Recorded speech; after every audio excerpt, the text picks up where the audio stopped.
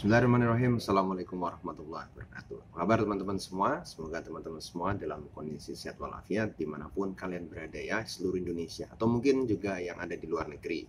Oke, kali ini saya akan menjawab satu pertanyaan yang disampaikan oleh akun bernama Leila Namaku Le 23 ya. Terima kasih banyak Pak, dan izinkan saya mengajukan satu pertanyaan. Apakah dalam tabel literatur review seperti yang telah dijelaskan, haruskah memiliki nama penulis atau tidak? Nah, jadi pertanyaannya, saat kita membuat literatur review, apakah perlu mencantumkan nama penulis atau tidak ya? Kurang lebih seperti itu. Baik. Jadi seperti yang saya jelaskan itu, melakukan literatur review itu adalah kita ingin mencari research gap ya. Jadi segala sesuatu atau penelitian yang belum pernah dilakukan oleh sebelumnya. Dan bagaimana caranya kita mengetahui orang lain belum melakukan sesuatu, melakukan penelitian tersebut? Tentunya dengan mengidentifikasi apa saja yang sudah dilakukan oleh orang tersebut ya, di bidang itu tentunya. Misalkan kita mau meneliti apa, terserah kamu mau motivasi siswa, atau mungkin eksperimen, atau mungkin performa dalam sebuah engine, atau mungkin reduksi partikel dan seterusnya. Nah, kalau saya seperti yang saya sampaikan dalam video tersebut, saya lebih suka mencantumkan nama begitu ya. Jadi ada nama, kemudian tahunnya, kemudian materialnya apa, ukuran apa, metode, aplikasi, hasilnya bagaimana.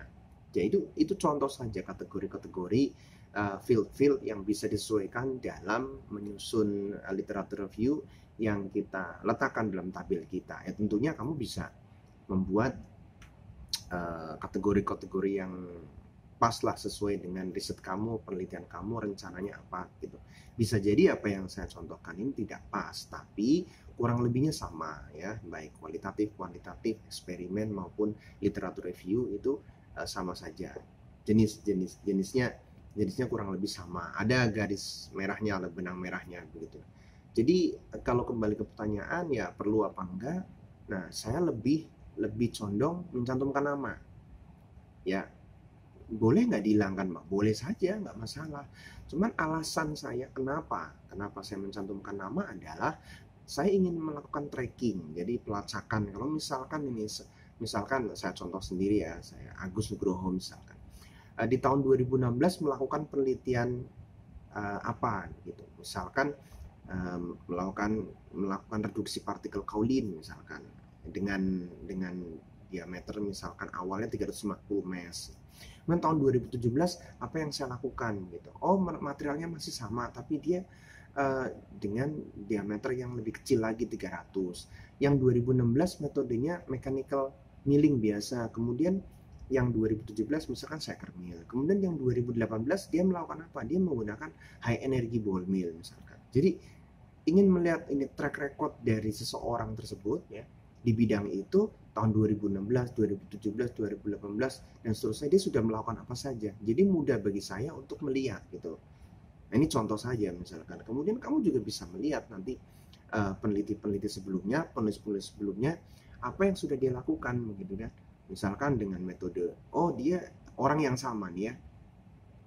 Orang yang sama, kemudian metodenya interview misalkan. Kemudian yang satu lagi metodenya apalagi misalkan bukan interview kan langsung ya menemui orangnya. Oh ternyata di tahun berikutnya orang tersebut melakukan penelitian survei kepuasan pelanggan misalkan ya, dengan menggunakan angket gitu, menggunakan angket ya. Jadi orang yang sama misalkan Nugroho dan kawan-kawan melakukan penelitian kepuasan pelanggan tahun 2017 menggunakan wawancara atau interview, tahun 2018 dia menggunakan kuesioner ya. Kuesionernya pun ternyata menggunakan email gitu ya. Nah, kemudian tahun 2018 dia menggunakan metode yang lain lagi, menggunakan kombinasi wawancara dan interview dengan kuesioner gitu. Kemudian tahun berikutnya dia melakukan lagi gitu kan. Jadi kombinasi wawancara, interview, tapi bukan dengan wawancara atau interview, kemudian dengan kuesioner, tapi kuesionernya bukan lagi dikirim menggunakan email, tapi menggunakan link yang dikirim melalui WhatsApp dengan Google Form misalkan. Nah, jadi itu kan kita bisa melihat nih trennya, oh modifikasinya seperti ini. Jadi Ketika kamu mendapatkan variabel yang banyak, contoh-contoh variabel yang banyak, indikator yang banyak, maka akan sangat memudahkan bagi kamu membuat skripsi atau tesis ya untuk yang S2 itu. Oh, orang ini sudah melakukan metode 1, 2, 3, saya mau yang lain atau saya kombinasinya. Nah, seperti itu maksudnya. Dengan itu maka akan lebih mudah. Ya, jadi prinsipnya boleh-boleh saja kamu hilangin, tapi kalau saya cenderung letakkan namanya. Jadi kita bisa mengidentifikasi orang tersebut sudah meneliti apa saja dalam kurun waktu tertentu.